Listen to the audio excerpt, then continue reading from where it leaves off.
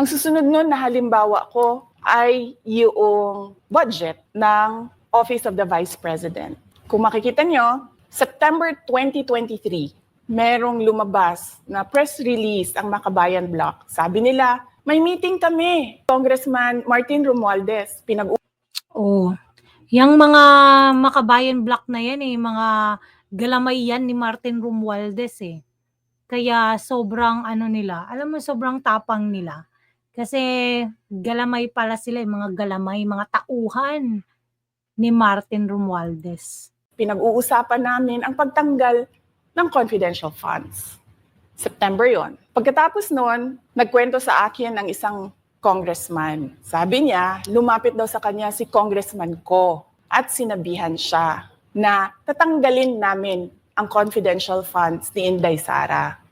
Hindi ba siya magagalit? Ang sagot naman sa kanya nung kaibigan ko na congressman, alam mo, si Inday Sara, walang pakialam sa pera yan. Tingnan mo, walang pakialam si Inday Sara sa pera. Magtatrabaho yan kahit anong budget na ibigay sa kanya. Yun yung totoong may puso para sa bayan. Yun yung totoong, alam mo, yung gustong mag-serve sa sa mga Pilipino. Yun yung may puso na magserbisyo. Hindi lang dahil sa mga makukurap nila, no? Magtatrabaho yan kahit anong budget. Alam niya yan dahil alam din niya na limitado ang pera ng gobyerno. Kaya magtatrabaho yan. Trabaho lang ang gusto niyan. Correct. Sinabihan siya. Inulit pa niya yung tanong. Tinanong niya yung congressman, sigurado ka ba na hindi magagalit si Inday Sara? Sabi niya hindi. Kaya kung makita ninyo, grabe, no? Samantalang sila, naku, pera lang ng bayan yung inaatupag Oh, sige, iluklok nyo pa sa posisyon yung mga korap, kaya lalong maghihirap. Babalik din sa inyo yung mga, alam mo yung, mga korupsyon na ginagawa ninyo. Ano pang masasabi nyo kay Inday Sara?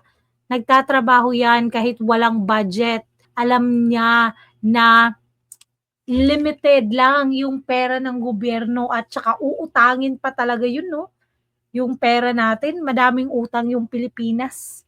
Tapos kung makakurap sila, no, parang dali-dali lang. Doon sa budget hearing ng Office of the Vice President ay dinefend namin ng maayos kung paano gagamitin ang confidential funds. Napapabilis ang trabaho, napapadali ang trabaho dahil nakatarget yung mga proyekto. Pero pagkatapos nung plenary namin sa House, ay kaagad na lumabas, di ba? Walang 2 oras lumabas ang statement ni Congressman Zaldico. Ano sabi niya? Unanimous decision ng party leaders under the leadership of Congressman Martin Romualdez, tatanggalin namin ang confidential funds. Grabe. Nakaano na talaga, no? Nakaplano na lang, nakalatag na lahat ng mga plano nila. Kaya saludo talaga ako kay Sara kasi hindi siya natatakot sa kanila Hindi siya natatakot sa mga buwayang yan. Hindi siya natatakot dahil pagsiwalat yung mga korupsyon. Hindi tulad nung iba, natatakot, parang mga aso, alam mo yun, pa sunod-sunuran. At para hindi halata na inaatake nila ako, tinanggalan din nila yung mga iba pang mga departments ng kanilang confidential funds. So nakikita nyo, bumulong ang Makabayan Bloc kay Martin Romualdez. At dahil sa kagustuhan ni Martin Romualdez na hindi siya atakihin at dahil sa gusto niyang suportahan ang Makabayan at ang NPA, nakinig siya. Grabe yung Makabayan Bloc na yan. Grabe. Yung mga leaders na vinovote natin during election, vinovote natin sila dahil sila yung magsiserve sa taong bayan. Pero ang nangyayari ngayon, alam mo yung tayo pa yung nagluluklok sa kanila sa posisyon. Tayo pa yung kawawa. Kawawa talaga yung taong bayan sa mga pangyayaring ito. Nako, kailangan talaga ng pagbabago. At ang ginawa niya, tanggalin yung budget. Alam na nila kung anong gagawin nila bago pa kami pumunta sa plenary ng House. Hindi ko alam yon kasi nasabihan na lang ako nung kaibigan kong congressman pagkatapos na. Nung nakita ko na nagsabi si Zaldico, tanggalin niya ang confidential funds ng Office of the Vice President. Pero tingnan nyo, anong sagot ni Sara nung tinanggal yung confidential funds ng OVP? So doon ko na lang naintindihan na aatake sila gamit ang confidential funds. Dahil sumunod nun, October, ay merong dated na October na audit memorandum ang Commission on Audit. Tapos meron silang October 3 na audit memorandum. Grabe no, nakalatag na talaga yung plano nila. So, aatakihin talaga nila si Vice President gamit yung confidential funds. Memorandum ang Commission on Audit. So sunod-sunod yun, nakita mo. Naglabas ng press release ang Makabayan, nag-defend kami ng budget namin, salita si Saldico, lumabas ang mga AOM ng COA, audit memorandum ng COA na ito na yon, confirmation ng pag-atake. So, alam mo yung humahanap talaga sila ng paraan, no? Humahanap talaga sila ng paraan kung paano nila masisiraan si VP Sara. Kasi hindi pa kami confirmed doon sa unang tanggalin namin yung confidential funds sa OVP. Ang confirmation namin noong nagba-budget hearing sila at doon sa budget hearing tinatanong nila, oh may AOM na ba? Oh may AOM na ba? At nakita namin lumabas na. Yun yung confirmation namin na ito yung pag-atake. Kaya nung fourth quarter ng 2023, hindi na ginamit ng Office of the Vice President at ng Department of Education ang confidential funds. Alam mo, ito talaga yung nakikita kong mali sa mga Pinoy eh. Kung saan meron ng taong gumagawa ng mabuti, gumagawa ng ikauunlad ng bansa, gumagawa ng mga, alam mo yung nagtatrabaho talaga para sa Pilipino, nako, gusto naman patalsikin ng iba, gusto naman i-impeach, gusto namang pabagsakin, kung gusto na nilang managot si Sara sa mga kaso na ginawa niya, kung meron man siyang nilabag na batas, dapat dumiretso na sila sa ombudsman, hindi yung impeachment. Alam mo kung anong gusto nila? Ayaw lang talaga nilang manalo si VP Sara sa pagka-presidente sa next election.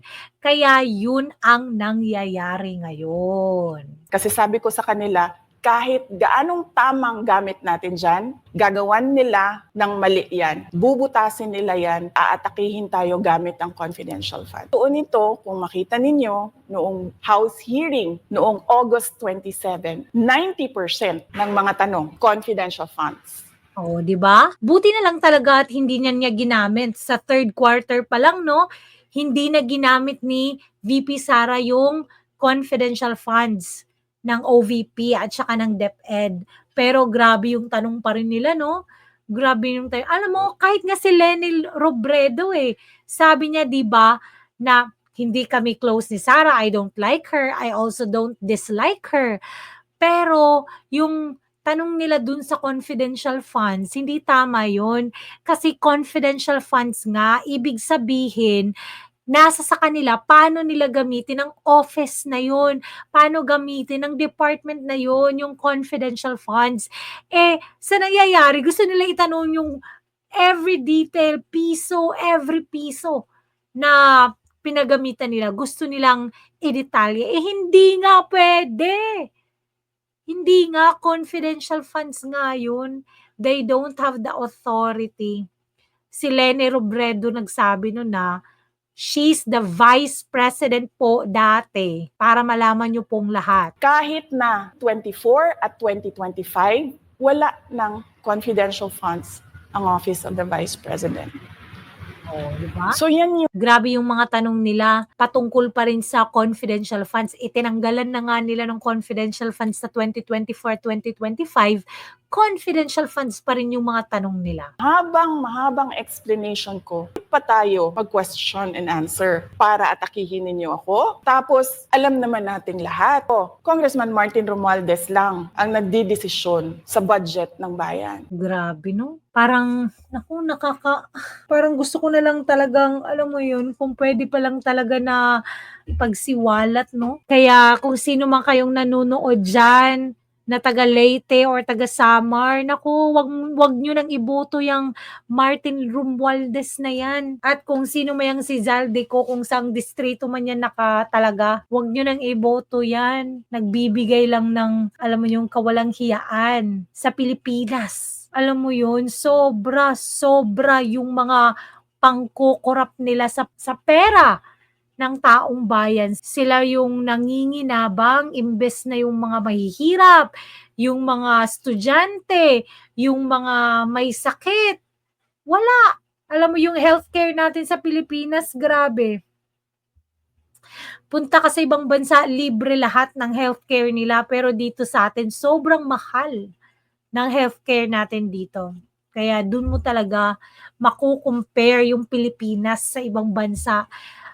At alam nyo, sobrang yaman-yaman ng Pilipinas when it comes to natural resources, minerals, grabe. Pero kawawa tayo. And speaking of plan, kasi during the budget hearing po, may nagsabi kasi dun ng let's stick to our plan. And you also called that person po. Ano, can you po share about this po? Ano ba tong plan talaga nila during this budget hearing? Grabe no, nakalatag na talaga yung plano nila sa hearing pa lang eh. Sa hearing pa lang, gusto na nila, ginawa na talaga nila ng plano para talaga masiraan si VP Sara.